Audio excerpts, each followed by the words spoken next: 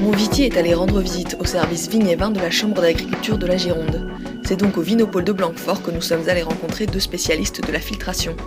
Bien que travaillant en conditions d'expérimentation sur de très petits volumes, ils nous ont expliqué les avantages et les inconvénients de la filtration sur cartouche pour des vignerons qui souhaiteraient l'employer à la propriété.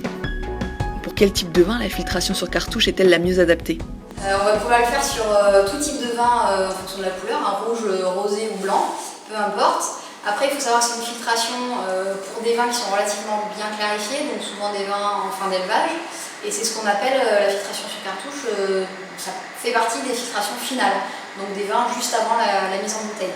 Alors il y a un préalable en effet à cette filtration sur cartouche, si on veut que la filtration se passe bien, qu'il n'y ait pas de colmatage excessif des cartouches, il faut au préalable faire des analyses. Alors des analyses de turbidité d'une part et de filtrabilité d'autre part. Les analyses de turbidité, tout le monde connaît, à l'aide d'un turbidimètre ou en laboratoire éventuellement. Et les analyses de filtrabilité, ça peut être l'indice de colmatage, le Vmax ou le coefficient de colmatage, un petit peu plus récent. C'est trois indices de filtrabilité qui peuvent être réalisés en laboratoire. Selon les résultats de ces analyses, donc turbidité et filtrabilité, on va pouvoir décider si le vin est apte à passer sur le filtre à cartouche. Si les analyses et les résultats sont moins bons ou mauvais, potentiellement on peut réaliser une préfiltration. Les filtres à cartouche ne sont pas des filtres qui demandent une surveillance particulière.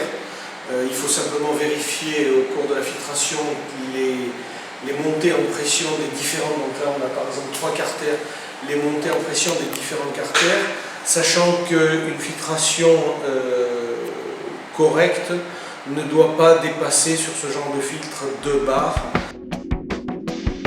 Ce type de filtre permet en cas de colmatage, donc de monter en pression d'une des membranes de filtration, on va pouvoir arrêter la filtration, passer cette membrane ou l'ensemble du système de filtration avec de l'eau chaude autour de 50 degrés à contre-courant pour effectivement nettoyer la membrane de filtration et ensuite on la restérilise et on peut repartir sur une filtration.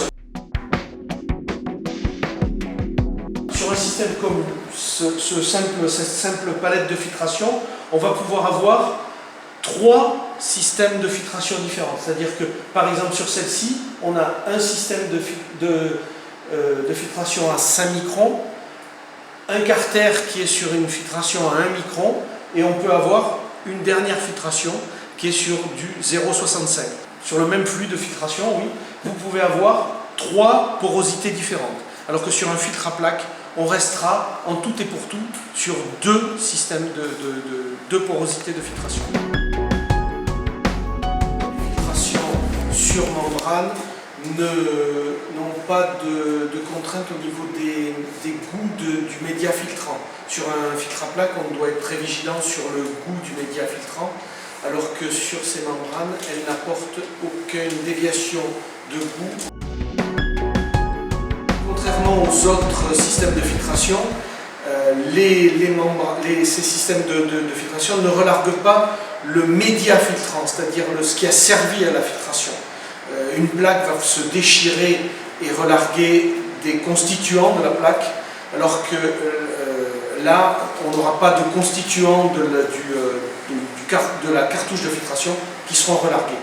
Alors, la contrainte essentielle reste le fait qu'on doit avoir une production d'eau chaude importante, puisqu'il faut savoir que tous les jours, au moment de la mise en route du filtre, il faut commencer par le désinfecter entre guillemets, c'est-à-dire le passer à 85 degrés, donc avoir une production d'eau chaude suffisante pour pouvoir passer environ une demi-heure chaque membrane à 85 degrés.